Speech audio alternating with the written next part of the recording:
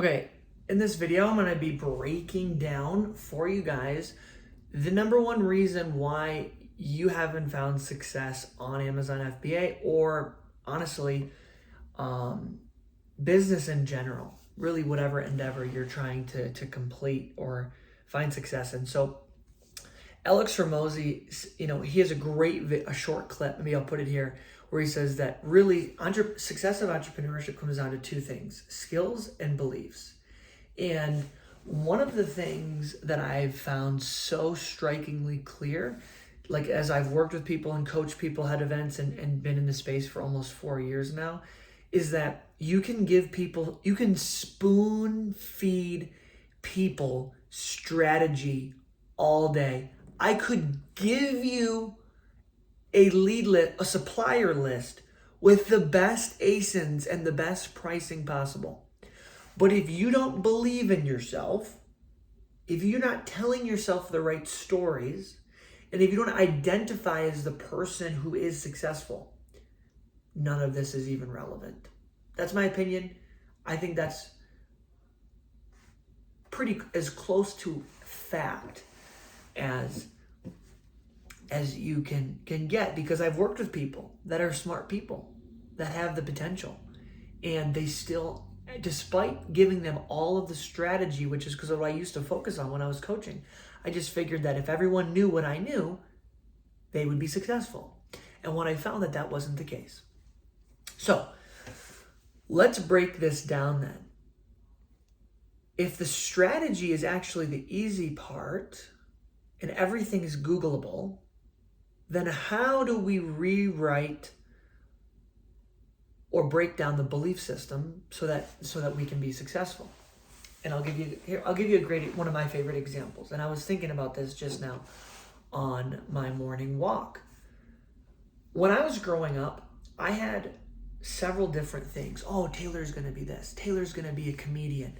Oh, he would make such a good actor. Oh, Taylor, he wants to travel. He's going to make a flight attendant. He could be all these things, right? And I'm none of those things. Not once in my childhood did my parents or did a friend or anyone say, Taylor, you'd be a great business person. You'd be a great business owner. No one ever told me that.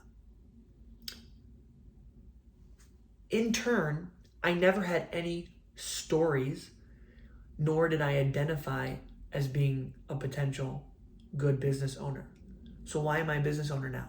Because I chose at a crucial point in my life to develop the beliefs and skills to become a business owner. Why? Because I wanted freedom. And what I realized after reading Rich Dad, Poor Dad was that every single person that's making money and has the freedom and flexibility to do what they want with their life runs a business or invests in businesses. I knew I didn't want to be an employee. So I was like, okay, let me dedicate 2 years on cracking the code on this, right? So here's my question for you. If you're in this situation and you want a business or you want to make more money, probably, right? What stories are you telling yourself about money right now? When it comes to your career, what do you identify as? Because there's more than likely than not something there that you need to break down in order to break through that. And once you let go of the old stuff, you can then begin rewriting and creating new beliefs around the right stuff that you want to create. Now, this can be the hard part, right? We act out of what we believe in, so let me give you an example in my life. I didn't have no stories or beliefs around me being a successful business owner. So what did I do? I spent $1,000, flew to Vegas, went to the 10X Growth Conference, and started meeting all of these business owners. And I started downloading their stories, started binge watching Grant Cardone. I listened to all of his stories, started watching Gary Vee. And what you do is, if you don't have stories, maybe from your parents or your friends, about successful businesses and what that looks like and what that path to success looks like, Just go find other people's stories and assimilate them into your psyche as if they were your own. That's the best thing you can do. And understand that no matter what endeavor you choose in life, it's all about reframing, revisualizing, recreating your identity. Successful people can do this very, very well. You know, look at someone like Jason Capital, right? He was like a dating coach. He did that really well for like 3 years. Completely flipped it on its head. Completely recreated his identity and went a different route. He's done that multiple times throughout his career. Let go of identities that are not holding on to you. Take out a piece of paper right now. Write down, who am I? Write it down. You know, what do you identify as?